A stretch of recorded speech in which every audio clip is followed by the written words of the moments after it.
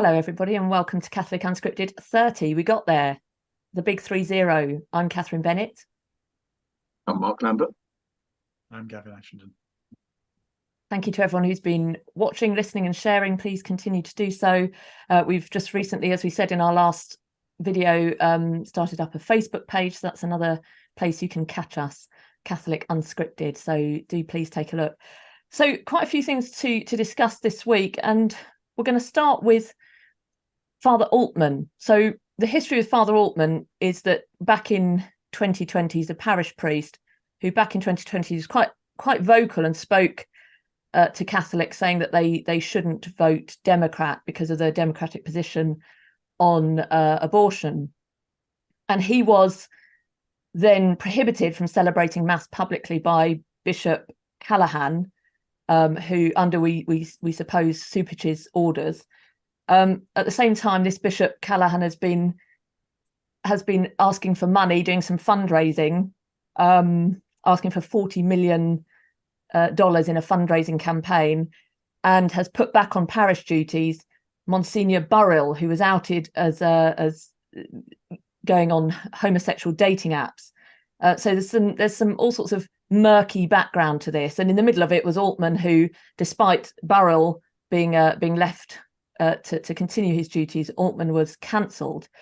And so then a year later, Father Altman has continued to speak up, and just recently has said that Pope Francis is not in fact the Pope, which we'll discuss there, this comment from Father Altman. Why did he say it? I know you're familiar with Father Altman, aren't you, Mark, and perhaps even count him as a friend. So you might be able to tell us a bit more about this. So why did he come to this conclusion? What does he mean when he says that? What are the implications? Well, it's interesting because I think that it's sort of part of this. The reason that he's come to this conclusion is because of the actions of Pope Francis.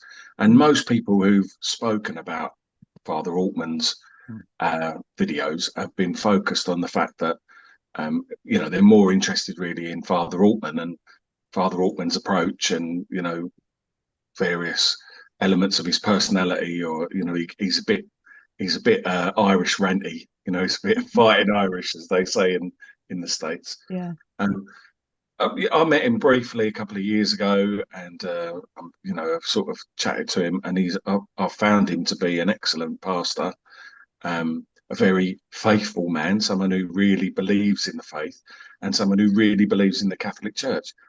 And so I think sometimes we have to turn the heat off a little bit and look at what's really going on. And I think really the thing to be talking about with what Father Altman said is, he's saying the same thing as lots of cardinals and bishops have been saying, which is that there's a problem with this papacy. And the problem is that his words and actions contradict the deposit of faith. And I think basically Father Altman saying that at some point, at what point does he stop being the Pope? Like, at what point is that contradiction between the See of Peter, the office of the See of Peter, and this man, Jorge Bergoglio? What point does that chasm become so vast that we can no longer bridge the respect that we have for the office with the actions? And I think when you come to this point, when you look at the fact that, especially I think in the wake of his appointment of Fernandez as the head of the congregation for the dicastery for the doctrine of the faith as it is now, and it's not the first one. He's just this week appointed Antonio Spadaro, who is the lunatic who famously said publicly that 2 + 2 equals 5. And it's a silly point, but the point is that, what's this guy done? He's just caused trouble. It's factionalism in the church. If nothing else, you have to look at the church at this moment in time, and you just see incredible factions. Different people with different opinions and the Pope feeds this with his rants against this type of Catholic and that type of Catholic, and forgetting somehow that he is the Pope for all Catholics. And that, it's a universal church. And I really felt this when I was in Lourdes earlier this year, that you've got all these people coming together. And what's the thing that draws us all together is Christ. It's the call to holiness. And that's what we should be focused on as a people. And instead, we've got a Pope who seems to be determined to push us into different factions. So what would I say? You know, all right, has Father Altman got the authority to declare that Jorge Bergoglio is not the Pope? No, I don't think he has. I don't know that. I think that's way beyond any of our pay grades. But we're getting to that point in history where you have to have John the Baptist type figures, Jeremiah, you know, calling out, you know, and maybe he's a prophet, maybe he's being used by God. I'd certainly say that his intentions are good to look after people and the church, the same as Strickland or Schneider or, you know, any Erdo, or, you know, you can the numbers are growing, aren't they? Yeah. People who are speaking out. I thought that Michael Hitchborn's response to him was really brilliant, because whilst everything you're saying is true and Father Altman's concerns are shared by many, including ourselves, really, that Hitchborn explained it really well and said to pass judgment, we must have authority over the judged. And he gave this example of the boy who shouted, the emperor's not wearing any clothes. And he says the boy was perfectly entitled to say the emperor's not wearing any clothes. And in fact, he was right and calling that to others' attention. But what he didn't do was say, therefore, he's not the emperor. And so I thought that's really important point. And he said in his article, it's exceedingly dangerous to our own souls and the souls of others to assume authority we do not possess in order to render judgments we cannot ratify. And so Hitchborn wasn't saying, you know, that all Father Altman's concerns are invalid. We all know that they're perfectly valid concerns. And to be blunt, we got a bad Pope at the moment. Yeah, we're living under a bad Pope. We hope in our lifetimes we see a good Pope. We may or may not. But the question of authority remains that it's not under our authority to make such a statement and to declare that he's not the Pope. So I think if we're going to listen to Father Altman, which I think is certainly, I wouldn't dismiss him entirely, but I think it has to be in conjunction with Hitchborn's response, which was brilliant, I thought. Gavin, what do you think? Yes, well, I agree with Mark. I found that there's a man called Father Jason Charon who was interviewed by Matt Fradd, and I thought he was brilliant because he's saving us from what is in fact a very serious trap, and the trap is schism. You know, it's dreadful to have become a Catholic at the only time in history when the joke is the Pope a Catholic becomes a serious political and theological question instead of a joke. And what Sharon was saying was that most of the time, the holder of the Petrine office speaks as Jorge Bergoglio. He says the things that a Peronist bishop or cardinal or clergy person might say, but he doesn't say them with papal authority or with papal intent or purpose. Or if he does have the intent, they don't stick because they're not congruent with his office itself. And so I think instead of trying to say he's no longer the Pope, Mark and Hitchborn are quite right. It's the little boy can say he's got no clothes, but he can't say he's not the emperor. So we don't say he's not the emperor. We say he has no clothes. And other people have said, I think quite reassuringly, well, look, what on earth has he done to change the Catholic Church? He hasn't done anything.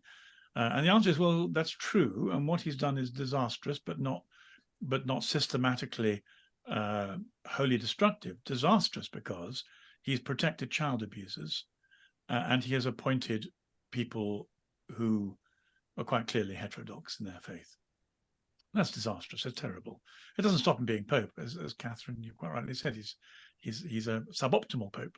So, because for most of us, the question is what happens in the next conclave. That's what we're praying for and waiting for. And it could turn out to be that the period we're living in through is a temporary hiccup in which there was a lot of pain, and we like Father Altman got overexcited, and we shouldn't have done.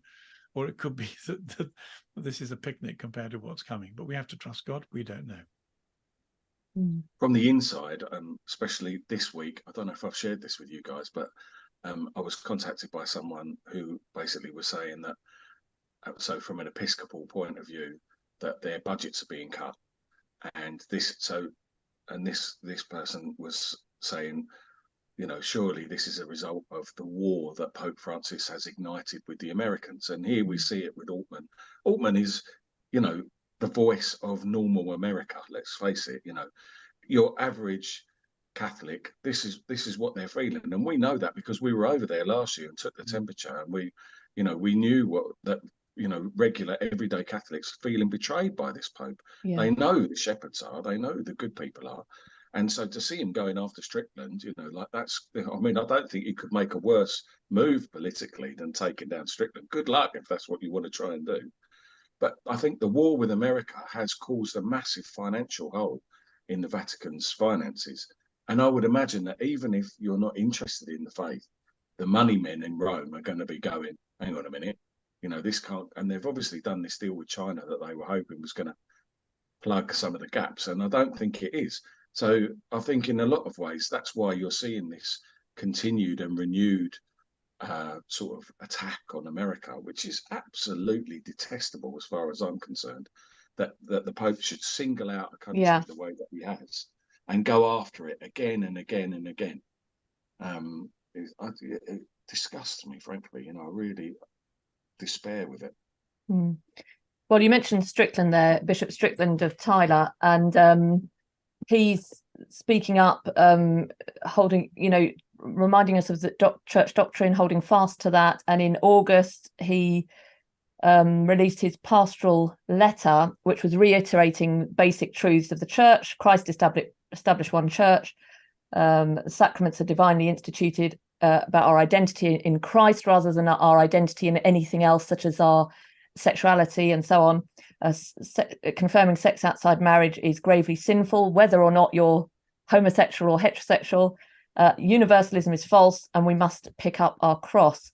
He said to hold fast to these during this time of ambiguity, during this time of the synod. That was in August. In September, on September the 5th, he released another pastoral letter addressing the first of those basic truths, no salvation outside the church, and also addressed the question of women priests and women deacons.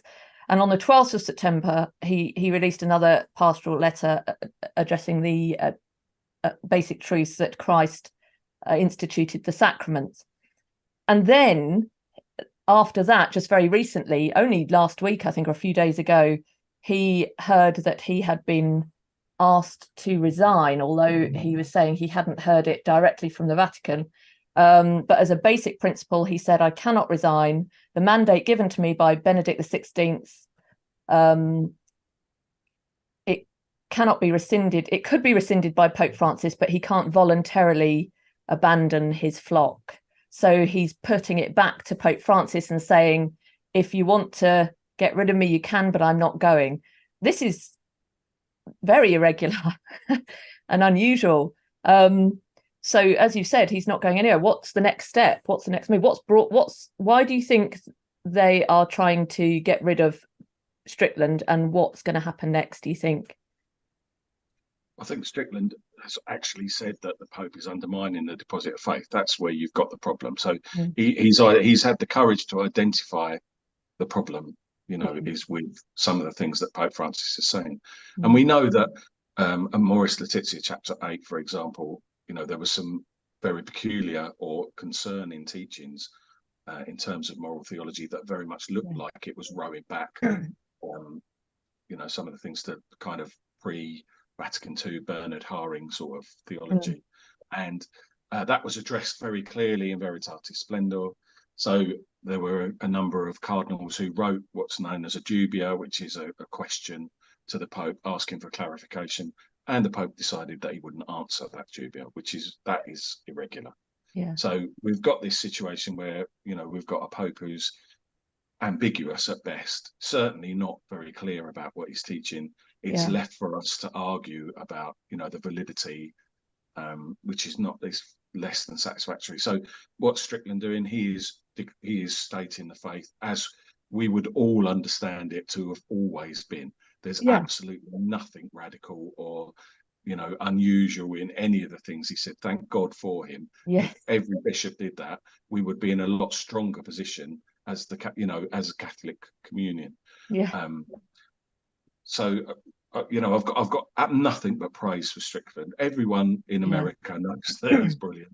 Yeah. He's got huge support, and I just think in a situation where you've got the Luxembourg bishops going ahead with gay blessings in contradiction to the Vatican, you've got the Bishop of Berlin saying that it's okay to bless homosexual unions. Yeah. There are problems abound throughout the church, and you've got this Pope. He decides to take down Strickland. And how does Strickland find out? Because the Pillar report about it. Yeah. So someone with a flappy mouths in the Vatican Yeah. talks to the Pillar before anyone's had the courtesy to let the good bishop know. Yeah. And I think canonically, I'm not even sure that they can do it. I think if he's not able to fulfill his role, if he's infirm or if he's if there's malfeasance, then they can remove him. But I don't think they can remove him just for doing his job, No. And he's not the only one, is there? There's that Bishop of Puerto Rico who was also removed because he supported the Latin Mass, and Pope Francis, sort of removed him. So is this, the other bishops must be going, hang on a minute, like what about Paprocki and Cardinal and, there's a lot of good bishops in America. They all must be looking at their back now and thinking, hang on a minute, you can't even rely on, if you're Orthodox, you can't even rely on the Pope. If you teach what the church has always taught, you painted a sign on your back. I mean, isn't it ridiculous? Is this not getting beyond ridiculous now? Yeah, it's totally unlikely that Strickland's done anything that rises to the level of a punishable offence. So it's now this. I mean, you put something the other day on your blog or on your Twitter saying, well, the thing is, if what's happening with this is if you do silence people, if you do shut people up, the thing is he's still got such a voice, and all you're doing really is it's Satan's game, isn't it? It's let's kill Christ, look, we've won, and 3 days later the resurrection. So that the end, that the good will always win over evil, but such as it is.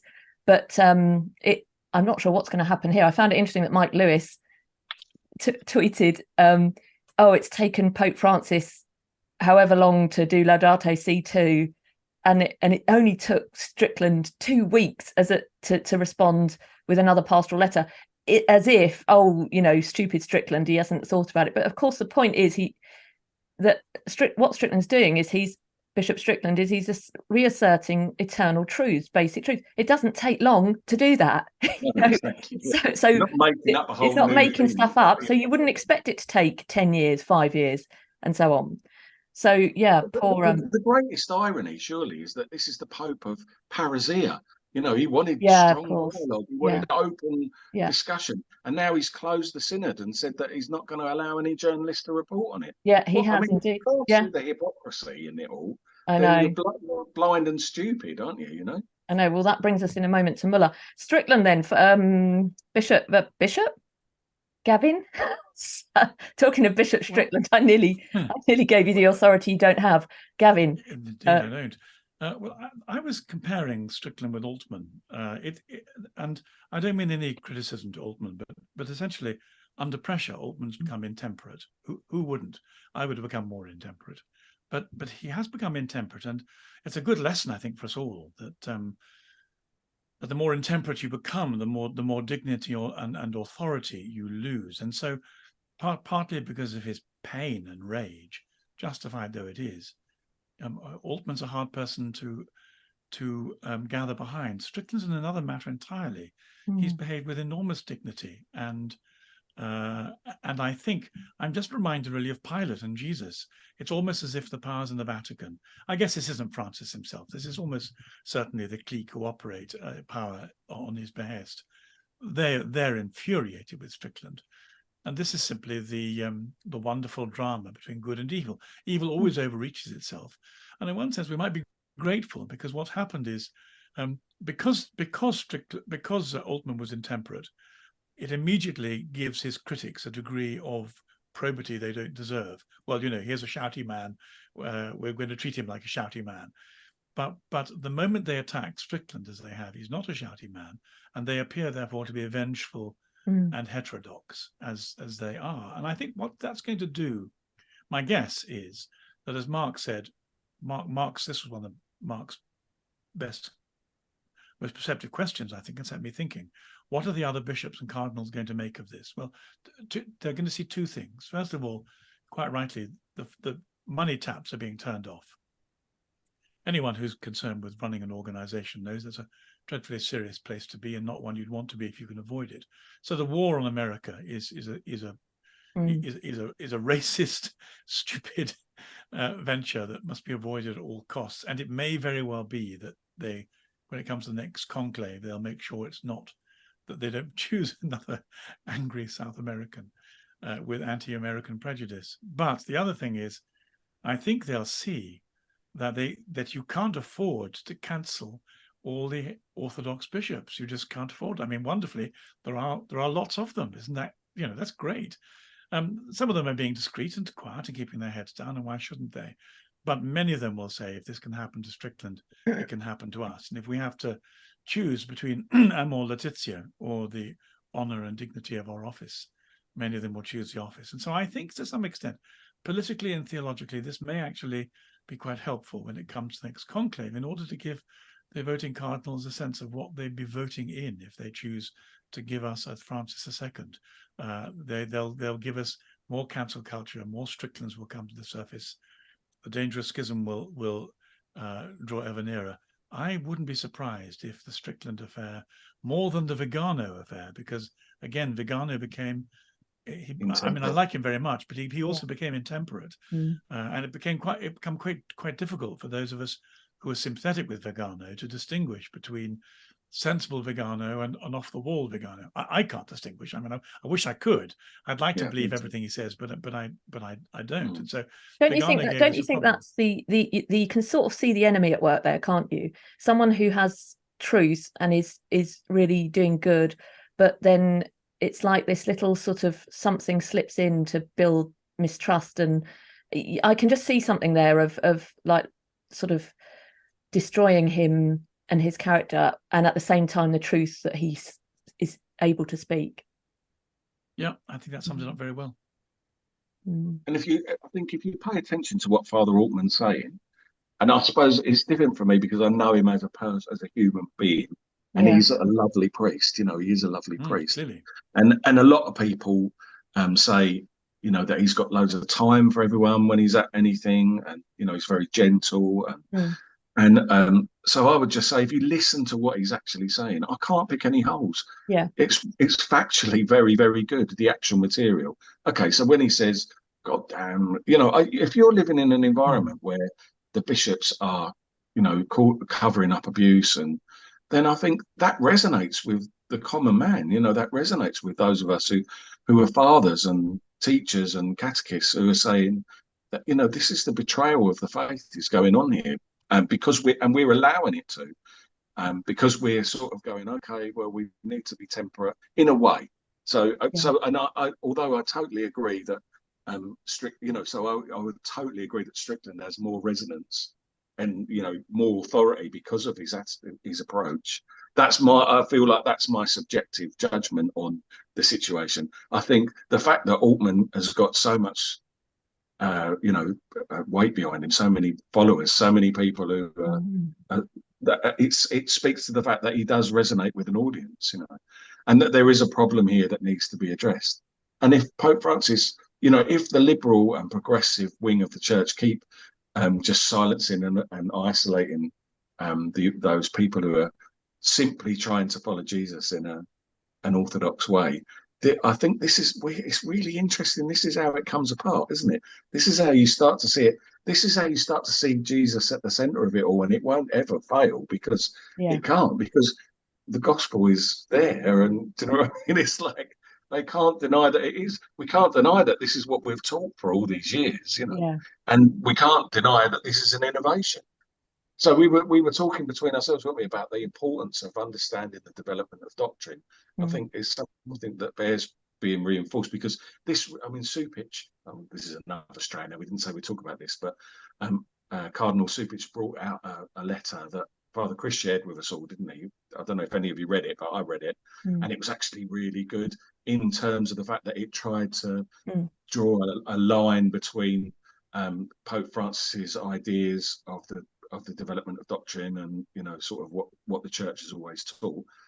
So much so that if you didn't understand the development of doctrine, you say, "Oh yeah, that makes sense," But basically, fundamentally, to explain it to our listeners, is that they're trying to say, an elephant can develop into an oak tree. I think I said this before. And the whole idea of the development of doctrine, as it's taught by Vincent of Lorenz, who Pope Francis loves to quote, is the fact that you can't develop into not A. It teaches you more about A. You just become to fully understand A. And that's what the church means by the development of doctrine. So, even things like the death penalty, the Pope, is sort of in very dodgy ground by saying that it's that's the development of doctrine, let alone rules about sexuality and stuff like that, which is just manifestly wrong. It's my contention that I think that this question about capital punishment is actually a bit of a Trojan horse, because it's once you manage to sort of say this is how development of doctrine should be understood on this matter, then it can be used then to say, well, look at these other matters and look at sexual morality. But quite right, Bishop Barron always says it's not about it's about having a white fence that you sort of continue to paint white and you give it a fresh coat. You don't paint it black or red. It's still the same white fence, but you've just sort of kept it nourished and so that it can be seen. So it's not that one thing becomes another, which is how I think we're being led to understand it as. Sorry, Gavin. Well, that was what. I'm sorry to interrupt you. That was one of the things that was so surprising, and that was that the argument was so theologically naff. You would have expected someone to have found something that couldn't so easily be rebutted. The church has never changed its understanding on slavery. It's the church that has, with its sanctification of the individual, and medieval orders who sprung into being in order to buy back slaves and redeem them. In English terms, the evangelicals taking the political action to free them. The church has always been very clear about slavery. I've forgotten who it was. It might have been Bishop Barron. It was Bishop Barron who said, you need also to understand the complexity of slavery. That it was almost like a welfare state. One of the reasons why Paul didn't advocate its complete abolishment was because lots of slaves were entirely dependent upon the goodwill of their masters, particularly as they grew old and unproductive, for being looked after. There was a benign aspect of mutual responsibility in a way that isn't understood if you just project from the American experience of the South in the 19th century. But the church's teaching about slavery has always been the same. As Catherine, you've just intimated, it has been about the death penalty. And the idea of suggesting that these are places in which the doctrine has developed, what's changed is the way in which the doctrine has been practiced with in different contexts at different times with different emphases. It was a really silly argument. Quite vacuous, and its very vacuity suggests that they're trying to pull a fast one. And I think, as we all know, they can only change the morality of the church by pretending it's development when we know that it's contradiction. That stuff about the capital punishment as well, and the development of doctrine or the apparent changes there, ties in as well with this question of authority that we picked up at the beginning with Altman and Hitchborn's response. That if you have a group of people who see someone in a shop thieving and holding someone at gunpoint and knife point, you see they've done it, you see the wrong they've done, but you have no authority to punish them. So you go to the police, the police make a case, they take it to the lawyers, the judge and the jury, and then there's under rightful authority that person might be sentenced to death or 50 years in prison or whatever the sentence might be. But you can recognize the rightness or the wrongness of something, the morality of something, but you don't have the authority to punish them. That lies elsewhere. So likewise, in going back to that, our recognition of the slightly underhand or ambiguous things that are coming forth in the church, it's quite right to call them out. And talking of characters, Father Altman, okay, he might speak in a way that is different to Bishop Strickland, but then we are all different. We respond differently, and we need St. John the Baptist, we need firebrands, we need people who are gonna speak in that way that touches the hearts of ordinary people. And yes, it's good to be polite and politically correct, and there's a place for that, and that will also touch some people. but we can't all be the same. We all have to speak as long as we're rooted in Christ, with the gifts that God's given us. And Father Altman happens to have those particular gifts. Sorry, Mark. Well, if you bring it like Gavin was saying about Father Charon, and he was in conversation with Ben Shapiro, and that's so you've got people like Ben Shapiro who are recognizing the fact, as a conservative commentator, that the Catholic Church is an ally in the culture wars, and concerned about the direction that Pope Francis is taking the church in, because he can see the damage that's being done. So it's really interesting that you're seeing, and perhaps this is the way, perhaps through people like Father Altman, this is drawing attention to these things, because like there was that piece that you shared earlier today, Gavin, which sort of said that the press applaud Francis when he does something that's in line with secular morality, but they're not interested in anything else. They're not interested when he does anything Catholic, which I thought was a really good observation, because that's exactly what we've got. And so, you end up with, no one's paying us any attention when we're doing, it's sort of like he's trying to draw attention to the church by doing secular things. And then when he does something Catholic, it doesn't make any difference, which is what we would probably, all three of us, I would imagine, would have expected anyway. You can't feed, you can't feed that crocodile. It just does it always wants more. You're never going to feed it and it will be fed. So I think, so exactly as you're saying, I think there's a place, and that's all I'm saying is that I've been really surprised by the amount of people that have been really quite aggressive about Father Altman, and and we all feel this unnatural position for all of us Catholics, because we're so used to being on the side of the Pope, But I wouldn't, I would say pray for him, and let's try and be simple, try and listen to the content of what he's saying, because I think they're questions that need answers, and we need to direct those questions to Rome and to our bishops when they're trying to sell us ecological, nonsense, which seems to be most of what they do, and all the dioceses are interested in at the moment. Which seems to have the Earth, Mother Earth, as the end, the telos. That's not what it's ever been about. So I completely agree. Poor Father Mark Goring as well, who he's associated quite a bit with. I think he speaks on Pints with Aquinas quite a bit as well, doesn't he?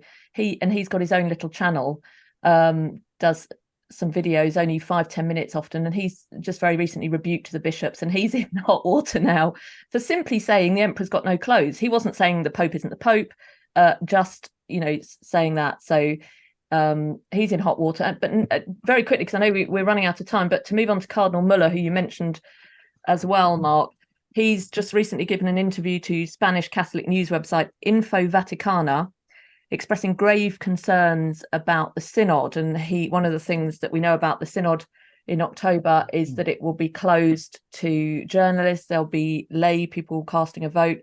And so Cardinal Müller was expressing these concerns, and he was, of course, under Pope Benedict XVI, the head of the dicastery of the doctrines of faith. Am I right? Did I get that right? The congregation. Yeah.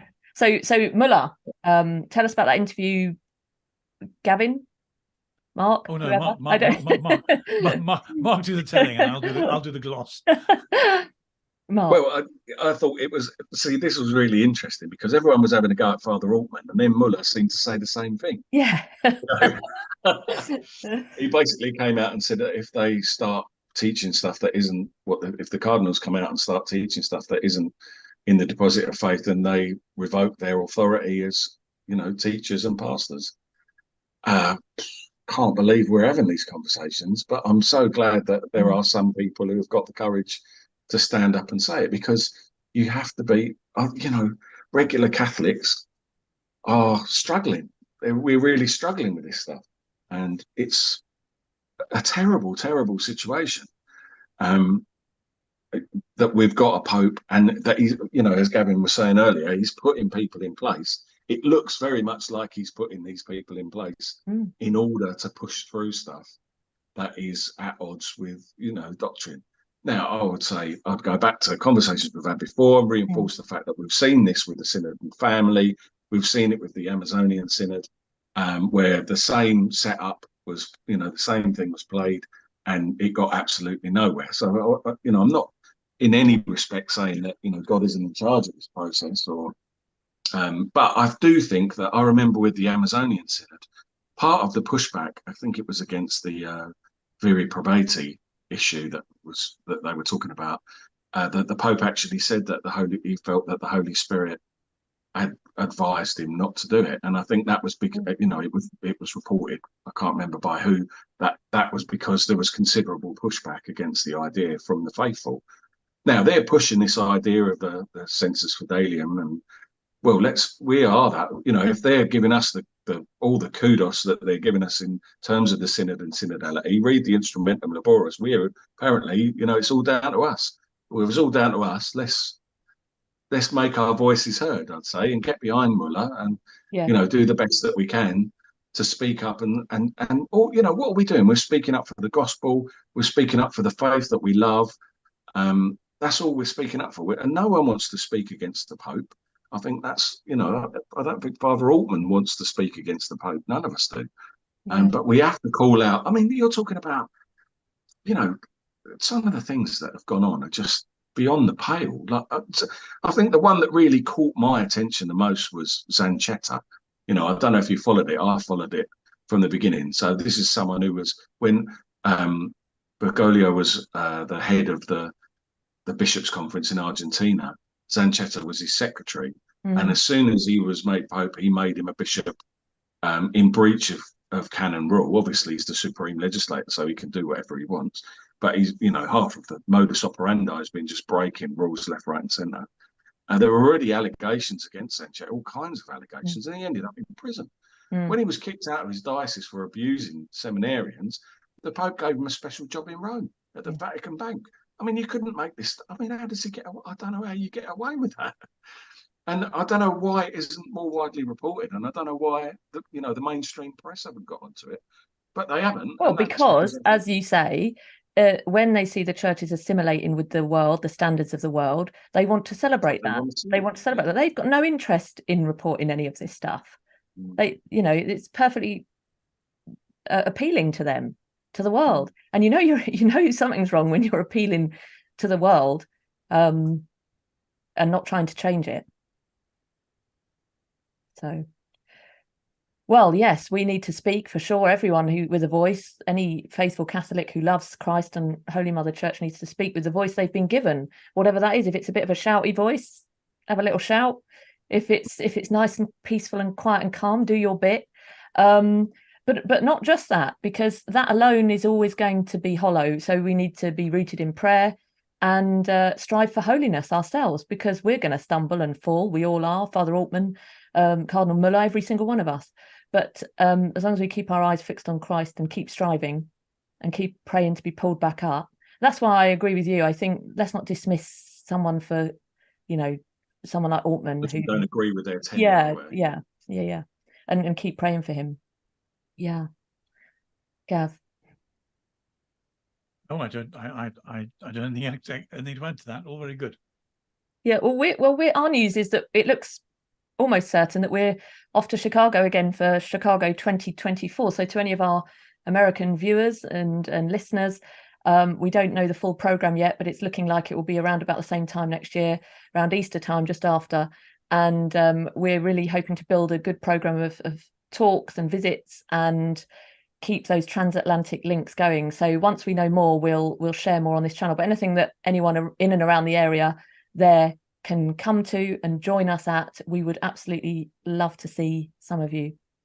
And just to give a bit of coherence to it, one of the things I think I'm most excited about is the prospect of an open seminar, open lecture in the auditorium at Mundelein Seminary on entitled "The Crisis in the Catholic Conscience: A Transatlantic Conversation." So that the three of us will join some of the faculty and seminarians there and looking precisely at the pressure and the information of the Catholic conscience and the need to bring it to life in these circumstances, which should be really quite an interesting and important conversation and event, we hope.